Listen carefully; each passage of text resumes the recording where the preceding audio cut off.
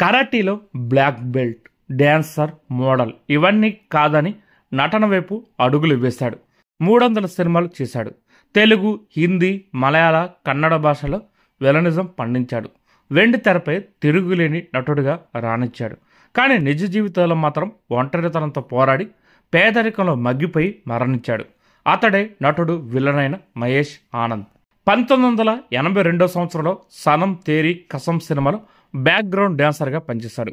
2 సంవత్సరాల తర్వాత కమల్ హాసన్ కరిష్మా సినిమాతో నటుడిగా మారాడు. దస్తీ దుల్హన్ మహే దుల్హా సినిమాతో హీరోగా మారాడు. అది వర్కౌట్ కాకపోవడంతో విలన్ గా స్థిరపడిపోయాడు. బాలీవుడ్ లో కరుడు కట్టిన విలన్ గా పేరు గడిచిన మహేష్ ఆనంద్ తెలుగులో లంకేశ్వరుడు, ఎస్పి పరశురాం, బొబ్బిలి సింహం, గరానా బుల్లుడు, అల్లుడా మజాకా, నెంబర్ 1, బాలు వంటి సినిమాల్లో యాక్ట్ చేసి ఇక్కడ జనానికి బాగా దగ్గరయ్యాడు.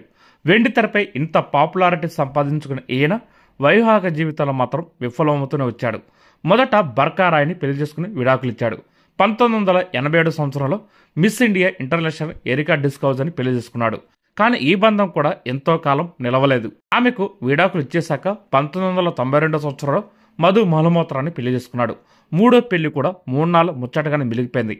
అనంతరం నటి ఉషా బచ్చన్ పెళ్లి చేసుకున్నాడు. 2 సంవత్సరాలకే వీరిద్దరు విడిపోయారు.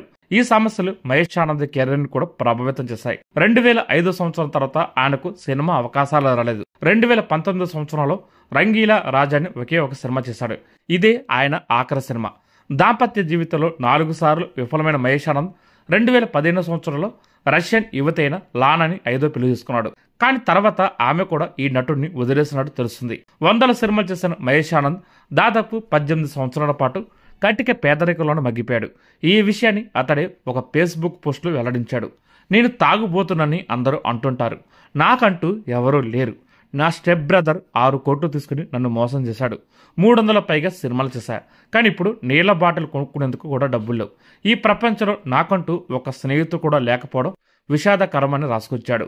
2019 సంవత్సరం ఫిబ్రవరి 9వ తారీఖున మహేష్ ఆనంద్ తన ఇంట్లోనే విగతజీవిగా కనిపించాడు. 3 రోజులుగా ఫోన్ లిఫ్ట్ చేయకపోవడంతో అతడి సోదరికి అనుమానం వచ్చింది. పోలీసులకు సమాచారం ఇవ్వడంతో వారు వెళ్లి చూడగా నటుడు సోఫాలో శవమై కనిపించాడు. అతడి పక్కనే మందు బాటిల్ కూడా ఉన్నాయి. అది సహజ మరణమని వైద్యులు కూడా ధృవీకరించారు. కానీ అప్పటికే మరణించి 3 రోజులైనట్టు వెల్లడించారు.